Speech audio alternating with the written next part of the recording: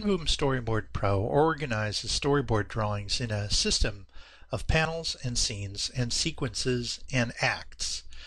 It's all done within the interface in a way that totally organizes everything the way that a storyboard needs to be organized. So we're going to take a look at those four different ways of grouping together storyboard drawings, and they all nest into each other. So we're going to just start out by talking about what those items are.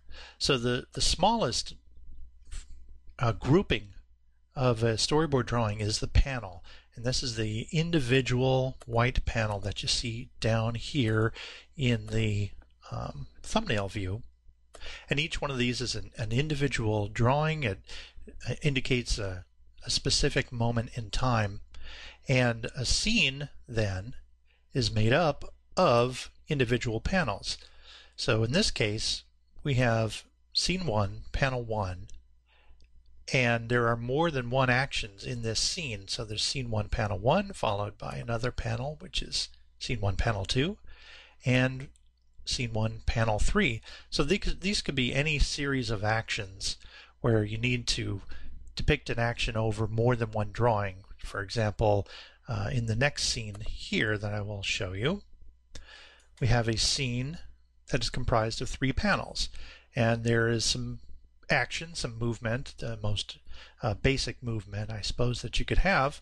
So here's a balloon, and scene 2 stays the same. It's all one scene, which is scene 2, but we could see that in panel 1 something happens in the scene, in panel 2 something else happens, in panel 3 something further happens. So that's what makes up a scene, is one or more panels that talk about whatever action or dialogue or scene is going to happen throughout the course of more than one panel.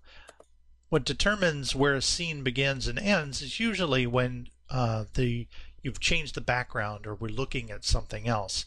So in scene 1 we're looking at a hill with a billboard, and then we continue to stay on that scene, but there's a scene break indicated by this gutter in between the scenes, and we start a new scene because we have a new background, and this scene continues on until we have to cut away to something else as indicated by this gutter, and that is a third scene which takes place on a series of hills. Now this is a scene, scene 3, even though there is only one panel.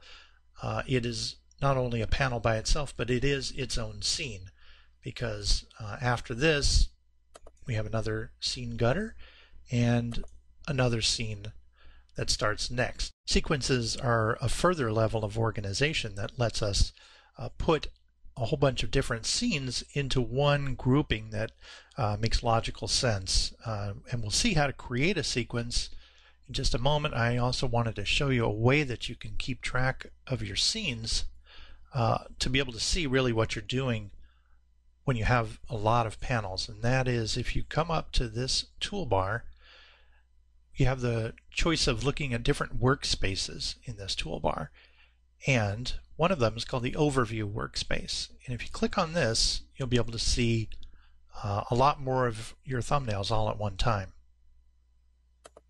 Okay, so we have our thumbnails viewable in the Overview workspace, and we can make even more room for them if we want to take one of these little directional arrows and click on it.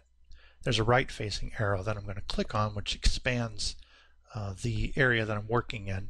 You can also make these thumbnails bigger or smaller by pressing the 1 key or the 2 key, which are the standard keyboard shortcuts for zooming in and zooming out. So I'm going to press the 2 key to zoom in so I can see some of these a little better if I need to, or the 1 key to zoom out. Now we're going to go back to the original drawing workspace, which you can find the button for that up here, so that we can continue on and talk about sequences. Right now there are no sequence divisions in this storyboard because I haven't grouped them into sequences yet, but just to tell you what they are, I will scroll along here until I find a grouping of scenes that seems to take place in a logical break. So for this example, we've got a pirate ship scene that starts on scene 5, and as I continue on for a whole bunch of different scenes, we continue on cutting to different scenes, but it's all still the pirate sequence. It all takes place in that. It's as if we had a few pages of script that took place in one place with one group of characters, and then all of a sudden we turn the page in the script and we're in a completely different place with different characters. So that's where the sequences come in. It's a good place to lump a bunch of scenes together. So right after scene 11 is a scene that takes place in a downtown area with a cartoon dog. So that seems to be clearly a different area. So I'm going to group scenes 5 through 11 as a sequence, and we're going to go over that in detail in just a little bit. I want to select the first panel of the sequence by clicking on it, and then scroll over until I find the last panel of the sequence. I'm going to hold the shift button down first and then click on the last panel, and that selects all of those panels. And now I'm going to right click on one of these panels, and I'm going to see the option that says a new sequence from selection.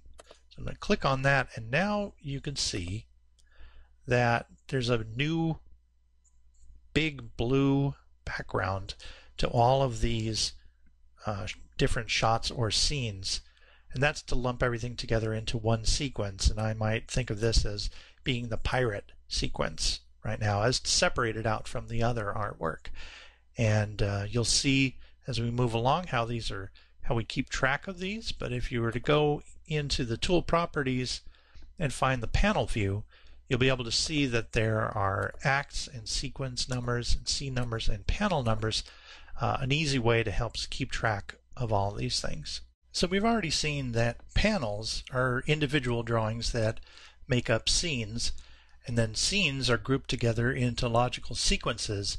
And then the next larger grouping, the largest one that is not even enabled by default, it's something that you have to choose to use because not everybody uses it. The largest grouping is acts, and the way that you can see that an act has been enabled here is the only place it shows up is at the beginning of that particular act, and that holds a group of sequences together. So you can see that, like Russian nesting dolls, acts contain all the sequences, the sequence contains the scenes, and the scenes contain the panels.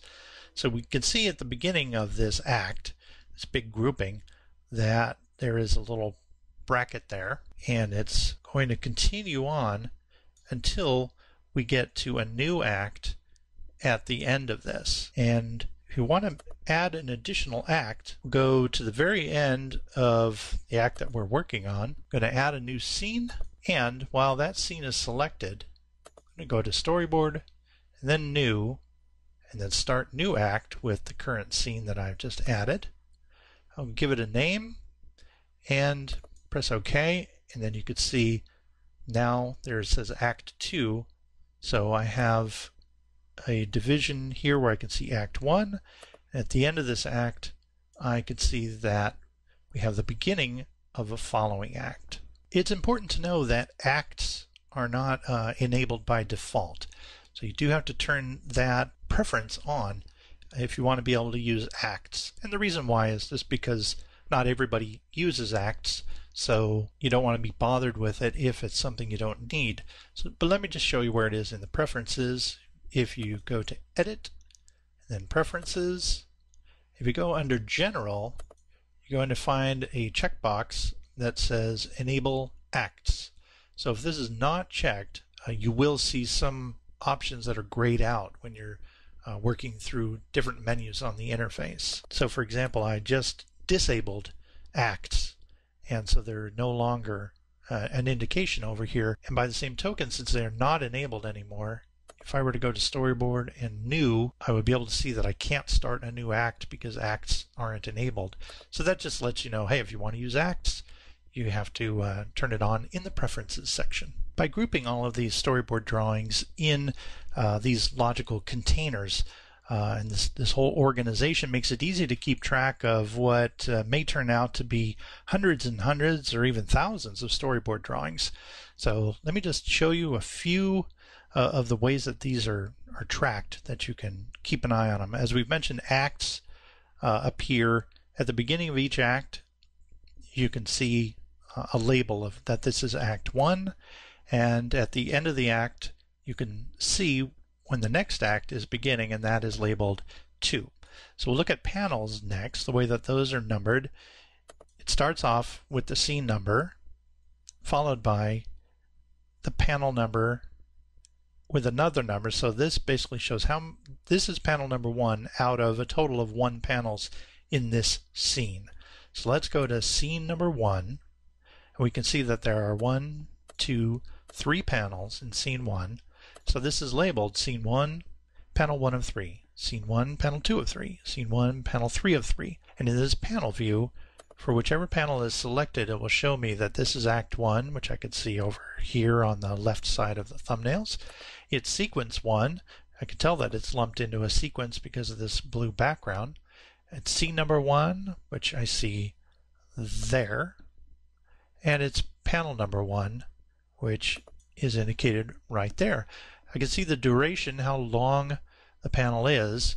This is 24 frames per second, so it shows that this is basically 24 frames and that this scene lasts 1 second long. Other scenes, like scene 2, this panel happens to be 1 second and 22 frames, or 46 frames. It shows it both ways, so that's very helpful. And the sequence number you can find out by clicking on any of your panels that are in that sequence, and you will find out that that is sequence 1. So we have panels, we have scenes here, we have sequences, which is the whole long stretch enclosed in the blue, and we have acts, which are bracketed by that purple. Once again, I'm going to go to the overview workspace so we can show you another thing about customizing your colors to help you group these the way that you want to. Now that we're in the overview workspace, it's a lot easier to see all of the panels, scenes, sequences, and acts all at one time. And you can scroll down through these as well so that you can get all the way through your entire storyboard just in this one view very quickly. All of the colors that you see here are designed to help you differentiate between different scenes and the sequences, and understanding the act as well.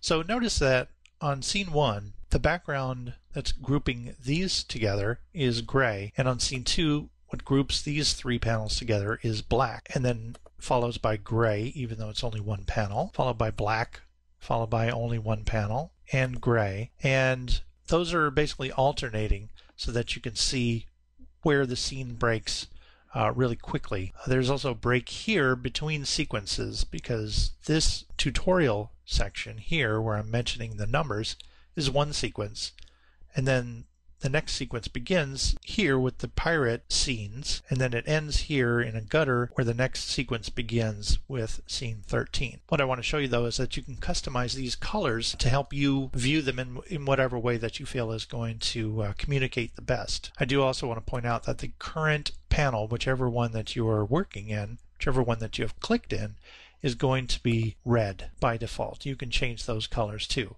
And if you select multiple panels, you will be able to see that they are orange, indicating that they're all selected, but the one that you have specifically that are working in, the last one that you clicked, is also red. But let's go over to Preferences, where you can see how you can customize these colors. Let's go up to Edit, click that, and then find Preferences. And now that we're in the Preferences section, it's the tab called Global UI, which basically means the overall user interface. And here's where you can pick your own colors from just about anything that you want. The colors that we're looking for now are, we notice for example that the current panel bounding box color, that was the ones that were red. If you want to change this, just click on the box to change the color of the bounding box. So that's nice that we have that little message pop up. So I'm going to click on that, and when I do, I get a color picker showing me all the different choices. So if I wanted to make it lime green, for example. I could press OK and then press OK here. And now you can see that my currently selected panel is highlighted in a glowing green. Now I'm going to want to put this back to the way it was before. So I'm going to go back to Edit and Preferences. Go back to the Global UI and click that and turn it back to red. Now we also noticed that there was a gray grouping for scenes and a black grouping for scenes.